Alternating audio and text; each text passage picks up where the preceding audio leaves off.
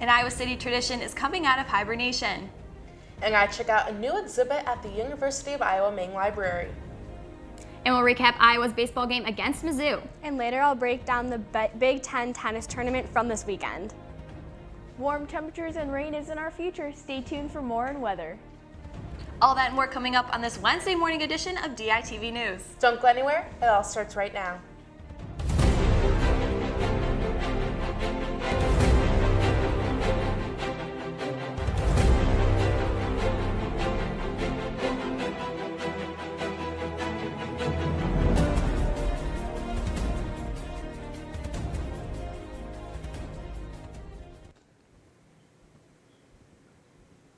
Good morning and thank you for tuning in. I'm Sydney Zatz. And I'm Lauren Varell. We have breaking news this morning as Iowa's fetal heartbeat bill has been passed through Iowa's Republican-dominated Senate. The bill will make abortions illegal once the fetal heartbeat can be detected. We'll keep you updated as the story develops.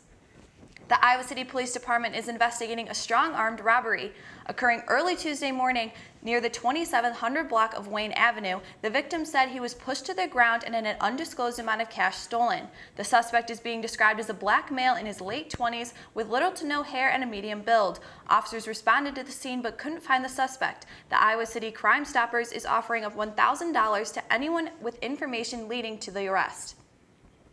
Chicago has reduced its total number of killings and shootings for the 14th consecutive month. This news comes as Chicago has been plagued with gun violence in its recent history. Last month, the city had a total of 173 shootings, which is a 29% drop from 245 shootings in April 2017. Chicago also has had less April murders this year, with 37 than in 2017, where there were 48 murders. That's a 21% drop. Authorities have attributed these decreases to the hiring of more officers, policing efforts by the community, and using new technology while on the job, such as crime protective software. There have been more than 1,000 new officers hired to the force since 2017. The state of Iowa is among 17 U.S. states taking the Trump administration to court. This action was in a direct response to the Environmental Protection Agency's plan to remove clean car rules. In 2012, President Barack Obama signed the Car Emission Standards Bill, which requires vehicles to have a higher gas mileage. That rule was put in place to lessen the country's carbon footprint. Governor of California, Jerry Brown, whose state is suing the EPA as well, has said, quote, "Pollutants coming out of vehicles out of the tailpipe does permanent lung damage to other children living near well-traveled roads, freeways. And this, in fact, is the only way they're going to overcome that is by reducing emissions," end quote. The states involved with the lawsuit include Illinois, Minnesota, and Maryland. The World Health Organization has revealed the cities worldwide who are dealing with the most and least air pollution. Using data collected by measuring chemicals in the air, U.S. cities among the most polluted are Bakersfield, Indianapolis, and Los Angeles, among others. A few of the least populated cities in the U.S. are Honolulu and Cheyenne, Wyoming. Last week, the WHO released a study that concluded 9 out of 10 people worldwide breathe in high levels of pollutants. Breathing in polluted air kills around 7 million people per year. An Iowa City summer tradition will open for the season later today. The Iowa City Farmers Market will be taking place every Wednesday and Saturday until October. Despite construction surrounding the area, the event will not relocate and will remain in the Chauncey Swan ramp. The Iowa City's Parks and Recreation Director, Jill Sedvell Johnson, said that the market could see a different layout next year, and then as the new Chauncey building is being built where this market is been traditionally held. Check out Ely Wood's full story in the Daily Iowa newspaper. The Main Library opened a new exhibit for summer, and while summer blockbusters are making their way into theaters, we can't forget about where film originated. I went to get the story. From the minute you walk into the Main Library doors, you become immersed with William and Frank Britton, two men that changed the way we view cinema today. Frank and Indiana Britton in the early part of the 20th century were responsible for taking movies, which was a very new thing, right? It hadn't been around for even more than a decade, and traveling all the way from Minnesota to Texas to show these silent films to people on the prairie, right? People who wouldn't have access otherwise. For sophomore Claire White, this exhibit was a history lesson she wasn't expecting. I thought it was pretty cool. I did not expect, like, I always thought like silent films started in the 1900s, like 1910s and before World War I, and I actually found out that it started in like the late 1800s. The exhibit aims to give students a glimpse of what entertainment was like in the early 1900s. And so the idea is that you can come in and just sit down and watch some silent films for a while. There's also music playing. You're going to see artifacts from Frank Britton's career in the entertainment world, what it was like, what kind of things went into building an entertainment business back in the early 20th century. The exhibit is open until August, and a film, Saving Britain, will be out later this month, documenting historian Michael Zaz and how he archived Britain's work. Johnson County will be focusing on the elderly this month. May is recognized as an Older Americans Month, and the county will be hosting several events for the occasion. Events are aimed at letting the elderly know of resources and letting citizens know how to care for an elderly person. There will be 5 events, beginning with the Aging in the Play Successfully event later today in Coralville. You can read the full story in Brooklyn Drazy's in the Daily Iowa newspaper. The Centers for Disease Control and Prevention are warning the public to watch out for bugs during the summer season. A recent report by the center warns that bug bites from mosquitoes, ticks, spiders, and fleas are a growing public health problem in the United States. According to the CDC, illnesses from insect bites have more than tripled between 2004 and 2016. Since 2004, there have been 9 new vector-borne pathogens discovered. Vector-borne diseases are illnesses transferred by blood-sucking insects. Bacteria and parasites can be transmitted through this, like in the case of the West Nile virus and Zika virus. It is highly recommended to watch out for small insects if you go outside. And Lauren, I think mosquitoes are probably one of my least favorite parts about the summer, but on the bright side, we do have warm weather, and I do love thunderstorms. I hear we have some in our forecasts coming up. Yeah, let's toss it over to Sam in the weather studio with more. Yeah, guys, we'll be seeing some rain. All week we've been seeing clouds with the possibility of rain, and that continues today as there is a 60% chance of rain with thunderstorms and temperatures reaching a high of 81 degrees. And then moving on to the evening, there's a 90% chance of rain with a low of 62.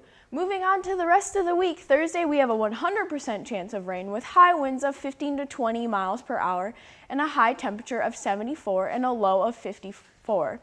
Friday will be partly cloudy with high humidity and warm temperatures around 75 and a low of 50.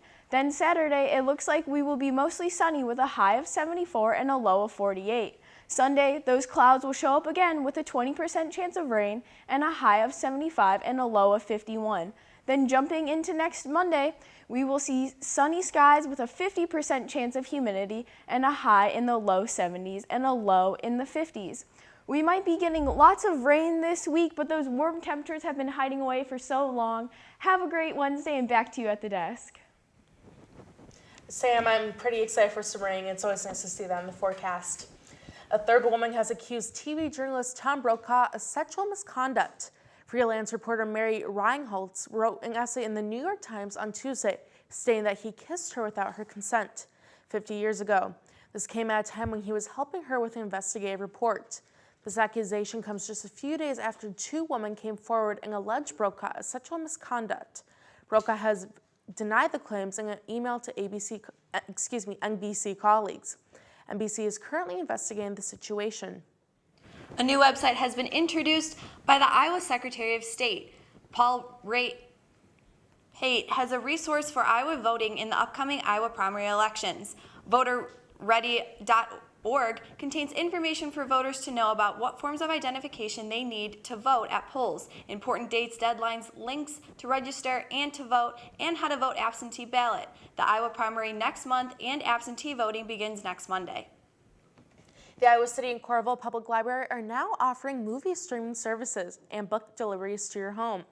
The library card members will be able to use the app Canopy to stream over 30,000 films. Members will be able to stream up to 8 films a month for free, and film genres include classics, documentaries, and international films. The Cedar Rapids Public Library has had this service since December, but the Iowa City Public Library is the first to have Chomp-delivered books to your doorstep. There will be a small fee, but for Iowa City Public Library Services Coordinator Kara Logston, it's all for the convenience of the customers. Lauren, I'm sure there's a ton of sports films on there, and those are always interesting to see, but not as interesting as our Hawkeye sports. Yeah, I heard baseball's doing really well. Let's go ahead and toss it over to Natalie and Alexis in the sports studio with more. Thanks, guys. Hopefully the weather can be good this weekend for baseball and softball's game. But following Iowa's baseball series win against Michigan this weekend, pitcher Nick Allgaier was named the Big Ten Pitcher of the Week for the second time this season. The lefty allowed just 1 run on 5 hits and recorded 8 strikeouts, which ties his career high, and had his 10th straight quality start. Allgaier is now second in the Big Ten with 61 strikeouts and leads the conference with 70 1/3 innings pitched. And then last night, the Hawkeyes took on to the mound again to battle the Missouri Tigers for an exciting Power 5 midweek matchup. Iowa got off to a hot start in this one, getting off to 8-0 lead, but the Tigers battled back to tie it up at the 13th, each in the 8th. Mizzou took a 1-run lead in the 9th, but Iowa tied it back up at 15 to send this game into extra innings. Despite the Hawks' best effort, this fell to the Tigers 17-15 in 11 innings. Iowa will be back in action tonight for another midweek game against Western Illinois. There was definitely perfect weather this weekend as one Big Ten tennis team set national records. You're right, Ohio State won their third consecutive Big Title win, defeating Illinois in the finals. I was at the HTRC this weekend and I watched the Buckeyes as they dominated the court. On Sunday, the Ohio State Buckeyes clinched their third consecutive Big Ten tournament title, making it 13th in program history and the most accoladed Big Ten tennis program. We're definitely one of the hardest working teams in the country, and it makes you feel really good and it pays off. And we're not done yet, but this is a big stepping stone for us. OSU had a positive mindset going into the final matchup against Big Ten rival Illinois, who is ranked second in the Big Ten and 8th overall in the country. With the mindset of just focusing on every single point, just not giving anything away for free and hitting out. Because right here, the last couple of days, I've been super tentative and trying to win off my opponent's mistakes and playing a game that isn't mine. I thought to myself, well, if I have to lose, might as well do it right. So I fought for every point. I hit every point with a purpose today. Last win made them undefeated in Big Ten play, and they are now just the 6th team in the conference to have 13 Big Ten tournament titles. Incredible. It's been an unbelievable ride, topping it off with a last tournament and regular season title here this year. It's just been unbelievable, especially today, winning 6 first sets and just dominating a team like Illinois was unbelievably good. And they do not see their success stopping within the coming years. Got a lot of guys coming back, losing a couple really big players for us, but I think they've taught us a lot of the stuff that they know, so I think we're going to be good. The Buckeye season is not over just yet. They'll be competing in the NCAA tournament in the coming weeks. We have dreams, we have goals, and it's nice to meet one of them, but the season isn't over, and we want to play tennis for 4 more weeks. Well, that's it for us in the sports studio today. Guys, at the best desk, back to you. Would you like a free house? That's what's being offered to anyone who is willing to take a 2.5-story house built in the early 20th century. Located at 905 Melrose Avenue, the University Heights house is being moved away from a new Marriott hotel property. Owners decided to give the house a new life in a new place instead of tearing it down. Anyone interested in the house should contact the university and by the end of May. And that's all we have for you. I'm Sneeze Zatz. And I'm Lauren Burrell. Have a great day, Iowa City.